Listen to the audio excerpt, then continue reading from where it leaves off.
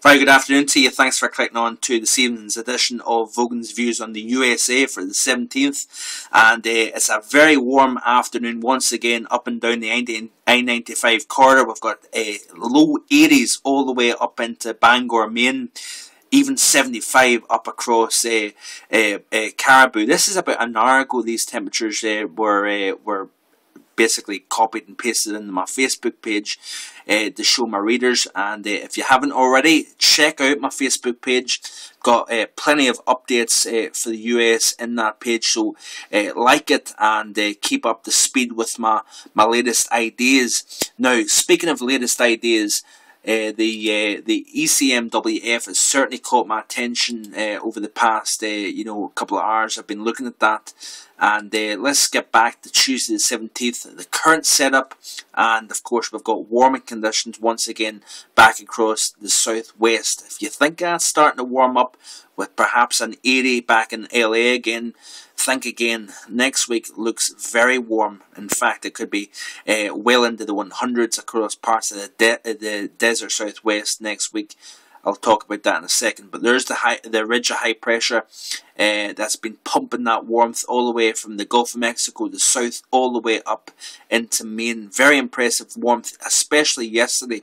We've seen plenty of places reach their first, or earliest, should I say, 90-degree high on record, with Syracuse, Albany, Hartford, to name a few places that have seen their earliest 90-degree high in recorded history. But certainly, like I say, I mean, April heat waves are not that uncommon. We've seen upper 90s, in fact, back in 1976 in parts of, across the board of the Northeast, 96 in New York City. So April is not uncommon to see very warm conditions across the Northeast. Just want to point that one out. But certainly let's have a quick look at the rest of the week here. And you can see here a pretty flattened out zonal flow across the United States. Warmth in the typical regions, West Texas right through to Eastern California. We're going to start to see those temperatures warm up over the next 72 hours. By Thursday and into Saturday, you notice something taking place here. Got a trough starting to dig cooler air into the upper Midwest. Warmth remaining over the eastern half of the country. But what is very noteworthy is the fact that we've got a pretty strong ridge starting to develop over the Four Corners region. We've got building heat across the interior western desert of Mexico. Could be talking about well into the 100s there. Certainly by the weekend that we'll be seeing 100s starting to show up. But look at the trough here. The very cold, large storm system over the Gulf of Alaska. I've been looking at that for the past few days. But let's have a skip through. What happens to that ridge over the southwest?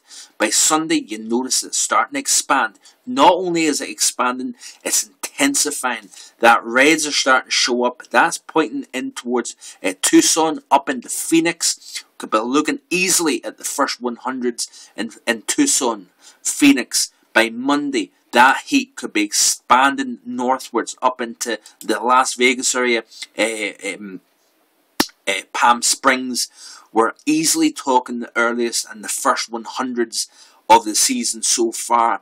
Wouldn't surprise me if we see a 105 to 110 in Death Valley, California by around, perhaps Monday of next week, if not even Sunday. By Monday and into Tuesday, the ridge of high pressure, very strong. It's pumping 80s all the way up into southern Canada. So we're talking about southern Alberta, perhaps even across to Saskatchewan. We're talking about very, very warm conditions. Record-breaking warmth is a given next week. At the same time, look at the trough over the eastern half of the country. Could be talking about very cooler, starting to drift all the way down through the Piedmont and the Carolinas. It freezes back across North Georgia once again. You notice here the greens over the northeastern half of the country. Snowfall next week. At the same time, we could be talking about 90s in Salt Lake City, Denver, Cheyenne. We could be looking at plenty of very, very hot conditions, summer-like conditions across the Great Basin and also the Rocky Mountains as well. But certainly what I will think, I believe is going to be the case, is we're going to be talking about 100-degree highs in both Phoenix, Las Vegas, Palm Springs. All those desert communities are going to be looking at the first 100s. Perhaps even a couple of places could see their earliest 100s on record as well, just like we've seen yesterday with the 90s in the northeast. So very impressive. Look at the area of cut-off low pressure here. Divorced from that jet stream, do you notice that? That storm system was the one that was over the Gulf of Alaska. That's currently over the Gulf of Alaska. It will then sink southwards, cut itself off from the main jet stream, and of course it will just continue to spin there. Nothing to pull it along. That means to say that we're going to be talking about that warmth lingering well into next week, perhaps even in the next weekend, because that system will just continue to spin off the west coast of North America. Very hot conditions in store for the west next week. Very cool conditions. Notice here an area of low pressure over New England as well. Could we be looking at a snowstorm there? Plenty of things to look at, talk about. Keep checking back to my Facebook, Twitter, my blog. I'll keep you up to date. Bye for now.